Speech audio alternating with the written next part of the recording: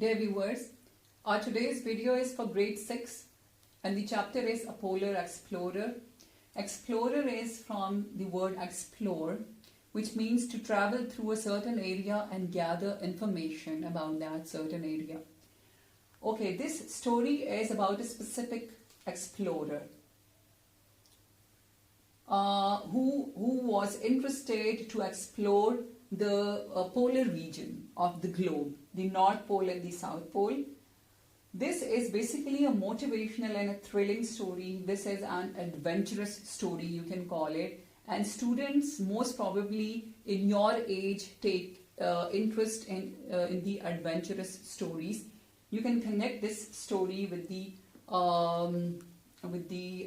Dora the Explorer. Fine. The main character of this story is Roald Amundsen, who belongs to Norway. Now, children, there is a little bit geography involved in this chapter. If you if you try to understand the geography which is involved in this text, so you will understand the chapter thoroughly and with interest. Fine. And this is basically the introductory video in order to make you understand the bombastic vocabulary and some strange kinds of words which you are finding in this chapter for the first time in your vocabulary. So sometimes difficult and bombastic words create hindrance in order to understand the very favorite and the interesting chapter for the students. So this is basically the introductory one. Okay, Roald Amundsen belongs to Norway. Norway is a country in the northern Europe. Okay, now Pakistan is our country, and what is the capital of our country? Yes, that is Islamabad. So Oslo is the capital of Norway. Okay. Here is a quotation which is enclosed in the box, and this quotation is of this polar explorer Roald Amundsen. He said that victory awaits him who has everything in order. It means that if we are disciplined, if we are organized, if we are prepared to achieve our aims and goals in our life, we will be definitely successful in our life. And this is not just a verbal quotation. If we see the life history of the Roald Amundsen, we can see that he himself was the personal example of the words he quoted. Okay, besides this, there are some other unusual words which are used: Inuit and Eskimos. Now, if you see closely, there is a double arrow used for Inuit and Eskimos, that both of these words refer to the native people of the Arctic region. Okay.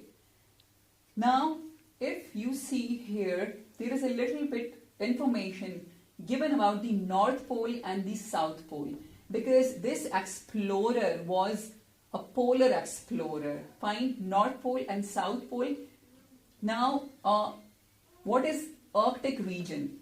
As we have seen here that Inuit and Eskimos are the native people of the Arctic region. Arctic region is basically the North Pole. Okay, and the interesting thing about the North Pole is that there is no sunlight from September to March. It means that sun rises in March and it sets in September.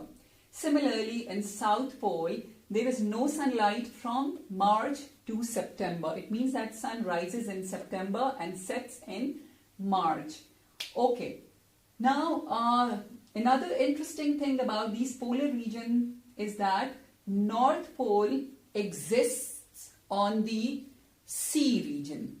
It is not existing on the land, and there is ice on this region. Obviously, it is existing on the waters, on the seas, but this water is in the form of ice throughout the year. Okay, the animals which are found in this region are polar bear and seal, while in South Pole there are no animals found. Fine, because this region is more cold or colder than the North Pole. Some of the botanical species like lichens and moss are found on this region. Okay, this Arctic region goes, this is basically, this North Pole is the region where middle of the Arctic Ocean goes through. So this is another interesting information.